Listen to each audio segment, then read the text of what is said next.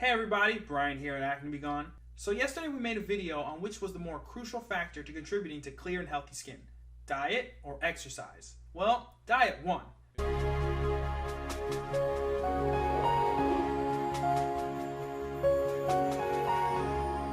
But it wasn't exactly a TKO either. This could hurt. Let's find out why. This is all coming right up.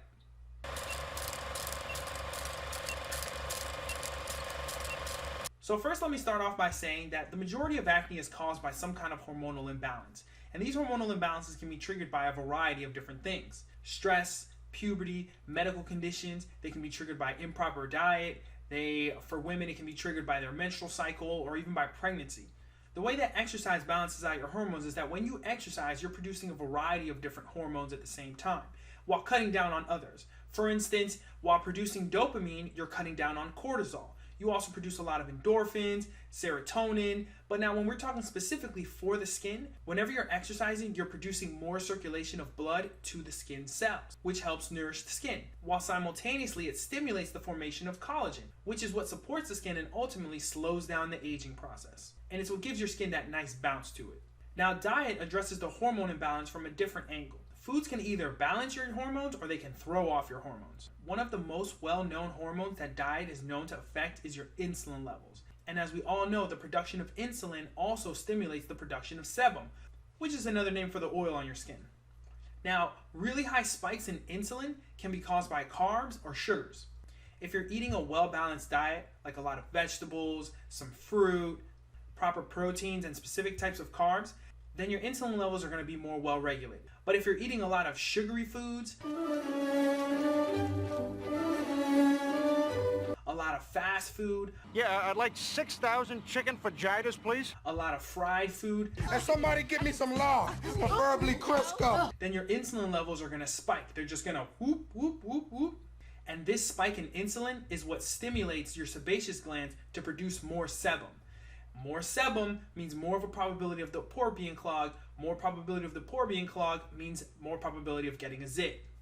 Now let's address specifically why I believe that diet triumphs over exercise. When you're eating a well-balanced diet, what you'll notice is that your hormones will kind of stay nicely regulated.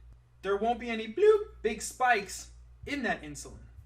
And if your hormones are nicely regulated, then that means you're not going to be producing too much insulin, which means that you're ultimately not going to be breaking out as much. Now, let's say that you're exercising consistently and you're doing your best to keep your hormones in check. And you're keeping your hormones in check, keeping your hormones in check. But if you're eating garbage, you'll still get those spikes in hormones, or your insulin levels to be specific, which is going to trigger more and more breakouts. So regardless of whether you're working out or not, your diet is ultimately the constant in your life. And if the constant in your life is being well regulated, well balanced, and closely watched over, then you're not going to break out. You're actually going to maintain a very, very healthy lifestyle. And if you're maintaining a healthy lifestyle, by default, your body is going to produce what it is that you are maintaining.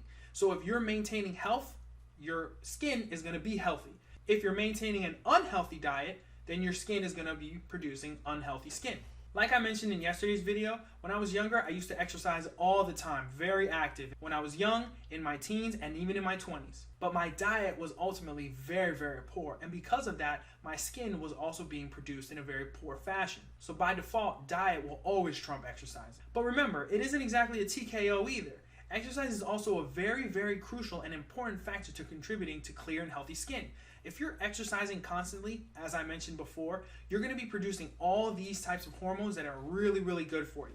They're going to make you feel really, really good about yourself and how you feel, which is ultimately the main goal. I mean, to be real, what we're trying to achieve is not necessarily beautiful and healthy skin. What we're trying to achieve is that beautiful and healthy feeling. We're trying to live a beautiful and healthy life. So exercise is also very, very important. Because even if you did break out and you're exercising constantly, those feelings, those feel-good feelings are going to still be present. And your current breakout isn't going to affect you as strongly as it would have if you were inactive. Whatever, I'm getting cheese fries. So, like I mentioned before, although diet trumps exercise, exercise is also a very, very, very critical component to clear and healthy skin and to a beautiful and healthy lifestyle. Anyways, this is Brian here at Acne Be Gone. Don't forget to subscribe to my YouTube page and be sure to check out my Facebook page for articles, tips, and new videos on how to clear up your skin. I'll talk to you guys soon. Later.